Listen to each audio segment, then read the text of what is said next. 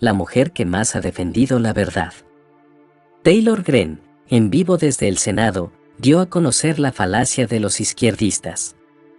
¿Cómo es posible que las personas que estuvieron el 6 de enero del año pasado en el área circundante al Capitolio deban ser privados de sus bienes materiales como lo son sus viviendas o vehículos y que después de perder lo que tanto han conseguido duramente, lo decomisen y debas pagar gigantescas multas si en tu caso no tienes los fondos? Debas pagar una estadía prolongada entre las celdas por solo estar cerca ahí, así solo hayas pasado a grabar lo que sucedía. Pero para todos los que siguen a los izquierdistas y han puesto a las personas con negocios o tiendas en bancarrota. Para estas personas izquierdistas y no pasa, ni pasará absolutamente nada con ellos. Ahora la reflexión de esta honorable mujer con la verdad.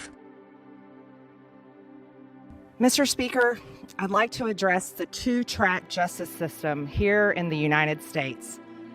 If you're part of the Democrat-sponsored Democrat terrorist organizations BLM and Antifa, you can burn down American cities for an entire year, get bailed out of jail, and face no investigation or commission from Congress. Meanwhile, if you're a Trump supporter who happened to be at the Capitol on January 6th, you face exorbitant bail, solitary confinement, abusive jail guards, and no due process. This is an outrage. Just today, just this week, Congress told all of the American citizens that Congress cares more about Congress than the American people. After all, we have witnessed American cities all over our country be victims to violent riots by domestic terrorists all over this country. The people have endured this. Businesses have been destroyed. Violence has happened. Police officers, night after night, have been abused, have had to endure these violence, riots, attacks, on and on. But yet this institution has been focused on itself and focused on investigating January 6th. Even though there are many investigations already happening here through the Senate and the House committees. There have already been over 445 people arrested from January 6th. There are also more than 100 to be arrested soon. There is justice happening for the riot here at the Capitol on January 6th. Republicans and Democrats together are against the violence and the riot that happened here in the Capitol on January 6th. But the problem lies with this. Republicans and Democrats are not together on the violence that's happened to the people all over this country throughout the past year. And that's why Congress is only concerned with itself and not about the American people. Rioters did a horrific and jaw-dropping amount of damage to cities across America. During 2020, there was up to $2 billion in damage due to the riots that swept the nation. The most expensive in insurance history. By the way, that's not a $2 billion bailout fund coming from the government. That's not a taxpayer-funded check. That's private money. That's private money that insurance companies are having to pay because domestic terrorists rioted. The damage done to federal buildings has been incredibly costly. BLM rioters in Nashville set a federal courthouse on fire. The destruction is estimated to have cost $1.2 million in damages. This is a federal courthouse. Why were those involved attacking and setting fire to this federal courthouse not called insurrectionists? It's a question that needs to be asked. Rioters in Portland destroyed barriers and attempted to burn down government buildings, causing $1.6 million in damage to the federal courthouse downtown. See? Why is this not called an insurrection? And again, why is Congress not concerned with creating a commission for this type of damage? and the people that caused this attack. In Guilford County, North Carolina, a courthouse was broken into and set on fire, resulting in roughly $200,000 in damages. Again, it's a courthouse. Why is that not called an insurrection? And there's not a government bailout and a commission in place to investigate these things. Los Angeles, Oakland, Louisville, and Dakota City also had damage to federal buildings. These cities are not being named. Members of Congress are not demanding a commission to investigate the damages happening to the federal buildings in these cities. No one is being called insurrectionist for the damage that is done to these federal buildings. As a matter of fact, most of the time, if you watch the news, they're called peaceful protesters. These are not peaceful protests. These are violent domestic acts of terror. And this is exactly how they should be viewed, and this is how they should be handled. The looting, burning, and destruction across America has cost cities millions and millions of dollars. Riots caused an estimated $55 million in damages in Minneapolis alone. Minneapolis city officials estimate 700 buildings were damaged, burned, or destroyed, including, in one estimation, 360 local businesses. But I have an article right here.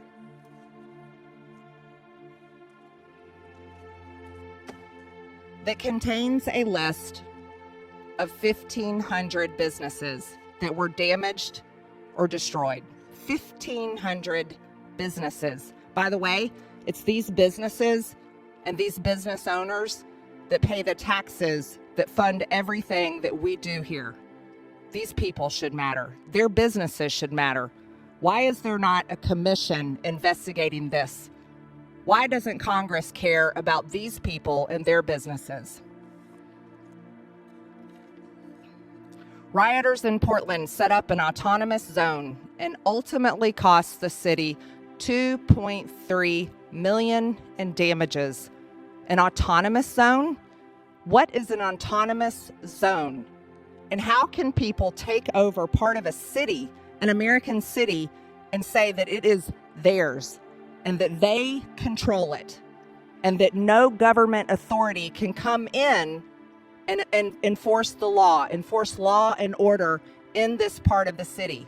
But yet this is what happened with peaceful protesters in Portland. They created an autonomous zone, costing the taxpayers of Portland $2.3 million in damages. Again, that was not a bailout fund. Those are people's actual dollars, private citizens' dollars. Riots in New York are estimated to have cost the city $115 million. One Friday night alone cost the city $100,000 and resulted in the arrest of 150 rioters. That was just in one night. The arrest of 150 rioters. It's unbelievable. Riots in Salt Lake City cost at least $100,000 in damages. Riots in Wichita, Kansas cost the police department nearly $1.5 million in overtime because they had to work. They had to show up for another shift when they were exhausted from working the shift before. So they had to be paid overtime because they were overrun with rioters. Riots in Denver cost the city at least $5.5 million in damages and overtime. This is unbelievable when they're Antifa BLM rioters, domestic terrorists, causing so much violence and damage in a city that these cities and police departments are having to call their police officers back in after working their shift, their long hours. No, I'm sorry, you can't go home to your family. I'm sorry, you can't go home and do things that you need to do in your regular life. We need you to come in. We need you to come back and work overtime because our city is overrun with violence. But yet here, the United States Congress, the 117th Congress, has no interest in launching a commission to investigate to stop these incredibly organized and well-funded organizations of terror across the American cities and the country that is causing private citizens, businesses, insurance companies, cities, counties, and states so much money that all comes from American citizens and taxpayers? You know, money is not created right here in Congress. This is not a facility, this is not an institution that creates revenue. The only revenue that Congress operates on is the American people's tax dollars that they have to pay right here to the federal government. Congress needs to learn to put the people first and not itself. Riots in Baltimore cost the city an estimated $26 million. Again, taxpayer dollars, private citizens' dollars. Riots in Kansas City resulted in $2.1 million in damages, mostly over the course of just one weekend. That's some kind of party, isn't it? Where Antifa and BLM terrorists can go out and just riot and violence and rage in one weekend, costing a city $2.1 million. Rioters in Kenosha, Wisconsin, injured police officers set off fireworks near the police and courthouse and set at least 2 city trucks on fire. Altogether, the destruction cost the cities $50 million. Does anyone understand what $50 million is? That's an exorbitant amount of money in damages for people that were angry and think that it's okay to riot and destroy other people's property, other people's businesses, and tear down a community. There's no excuse for that.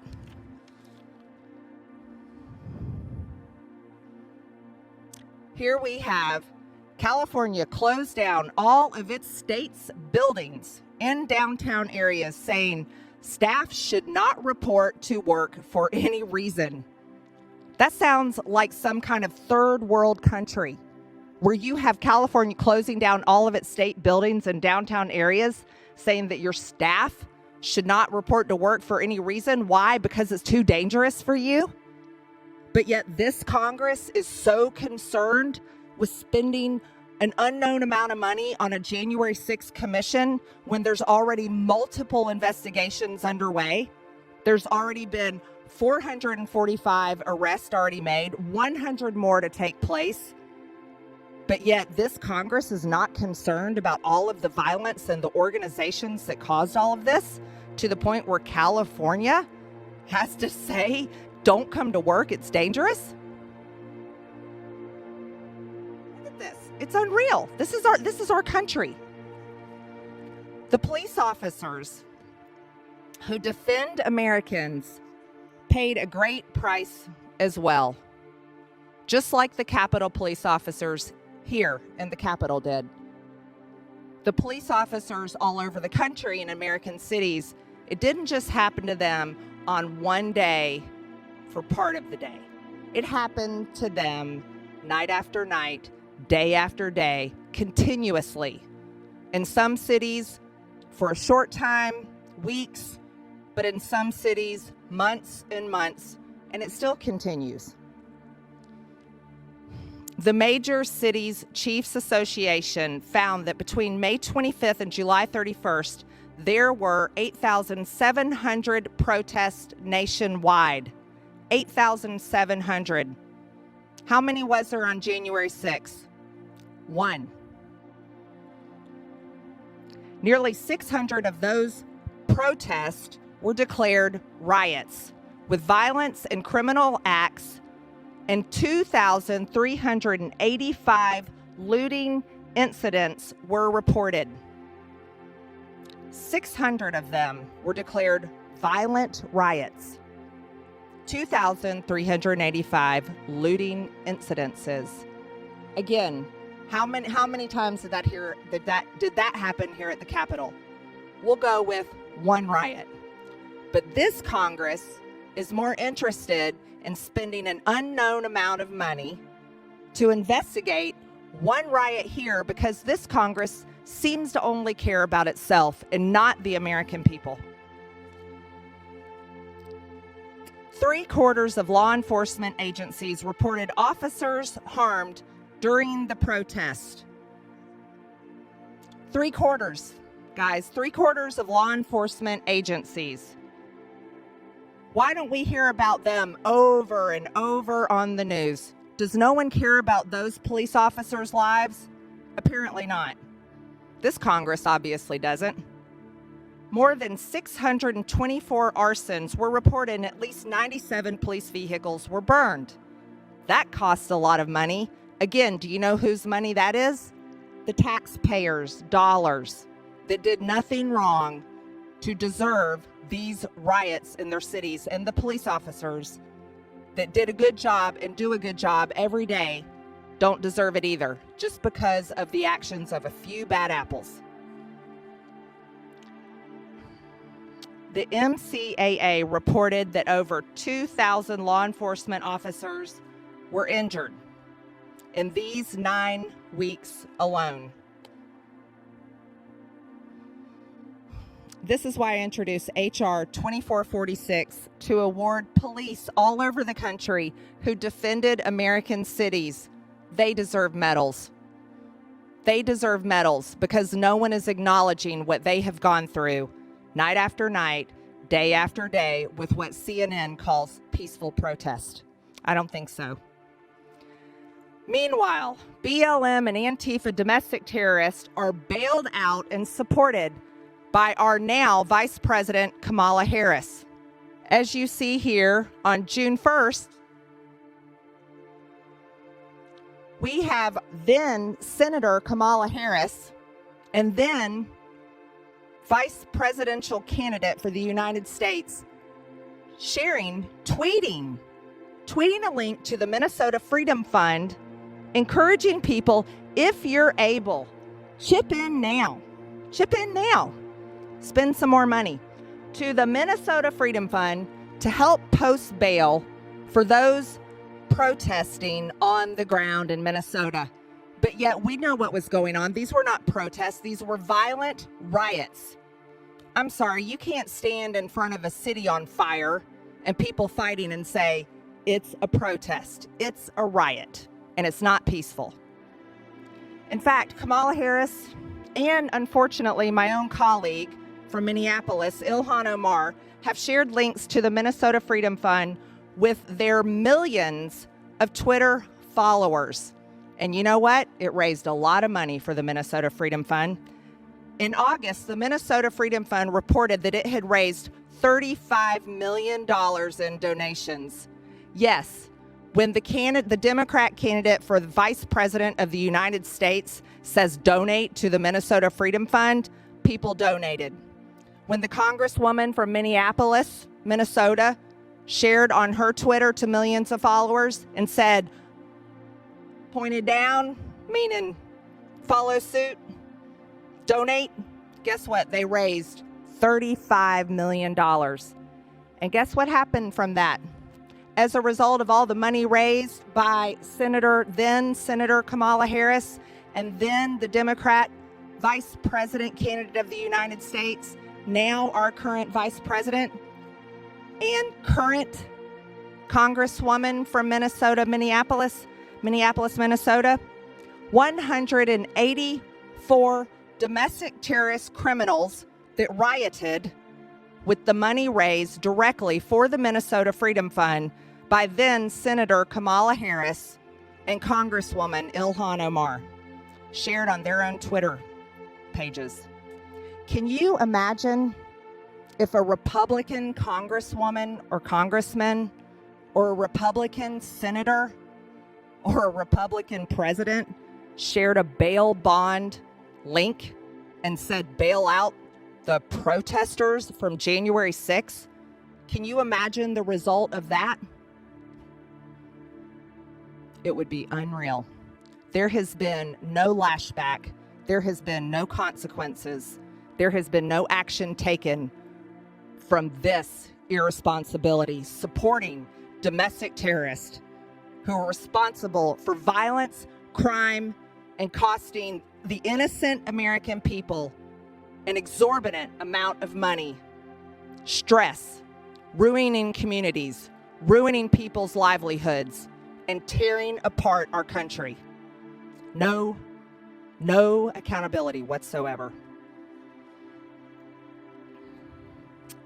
The criminals, these Democrat lawmakers have also voted for defunding police departments across the country. So while they also raise money for domestic terrorists committing crimes to be bailed out of jail, at the same time, they legislate and vote to defund police.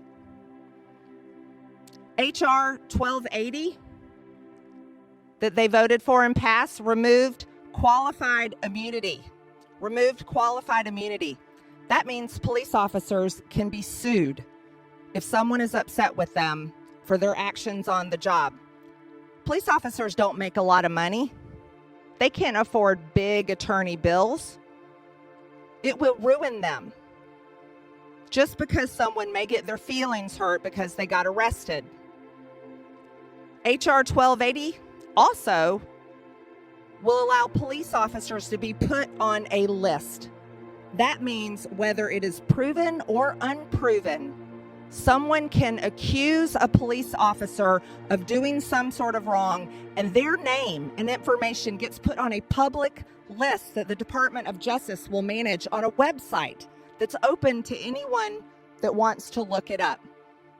Founded or unfounded, their actions, no matter it's true or not, their name goes on this list and what they're being accused of. This is what these people voted for to do to police officers and remove a lot of their funding. After the LAPD was defunded by $150 million, Vice President Harris said, "I applaud Eric Garcetti for doing what he's done." As a result of this defunding, that Vice President Harris applauds Eric Garcetti for doing what he's done, there has been a 73% spike in shootings in LA. 73%. When you defund the police, ladies and gentlemen, there's direct consequences. That means crime goes up. If you don't fund law enforcement, you're funding criminals. And clearly, we can see this is what some of these Democrat lawmakers have done. They have clearly funded criminals and defunded the police. Back to Minneapolis and the riots there. Notice that this date, 11/4/20, that's not too long ago. Encouraging donations. See, there's no excuse for that. November 4th, 2020. By that date, we had seen plenty of violence and damage all over the streets. There was no way to call those riots peaceful protest. We know exactly what they are. Domestic acts of terror. In Congresswoman Ilhan Omar's district, 700 buildings were damaged, burned, or destroyed. Who owns those buildings? Mostly private citizens. 1,500 businesses. Here's the list. It's reported from the Star Tribune from Minneapolis for the Twin Cities. 1,500 privately owned businesses, heavily damaged, 2 destroyed, mostly completely destroyed. So the problem with Congress is, Congress does not get up early every single day, go into its business, and have to earn the money that keeps it going. Congress does not have to work so hard, lose sleep at night to figure out how to earn the money to keep the doors open to their business.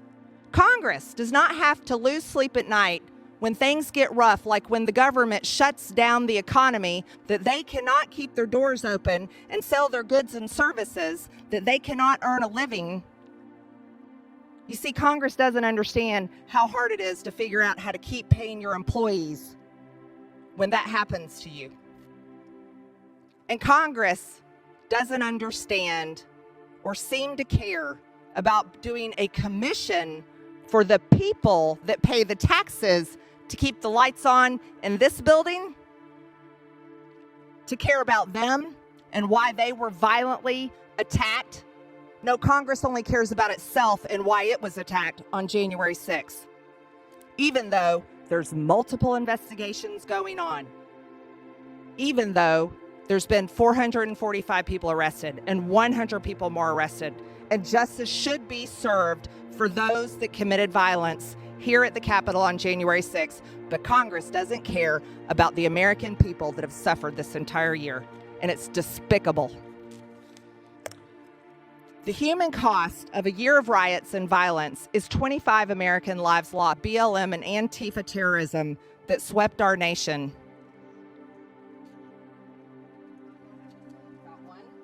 Being launched in here for her life. Why does Congress not care about Sequoia Turner? Despite all of this damage, there is no investigation into domestic terrorism from Congress. We have no commission launched to investigate the funding of Antifa. There is no investigation into the funding of BLM. There is no commission set forward for the past year of violent riots. But all they care about is a commission for the one riot here on January 6th.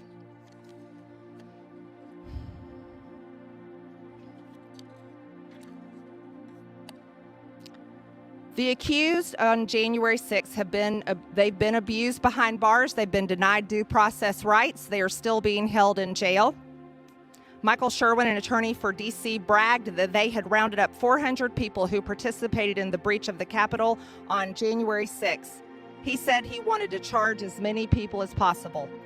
What kind of justice system do we have if officials are eager to charge as many people as possible, but they don't care about Antifa domestic terrorists, and they don't care about the people? These departments are being defunded anyways.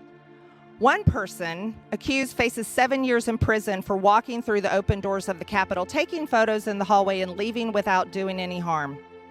Even the mainstream media outlets have reported on D.C. jail guards cruelly beating Trump supporters.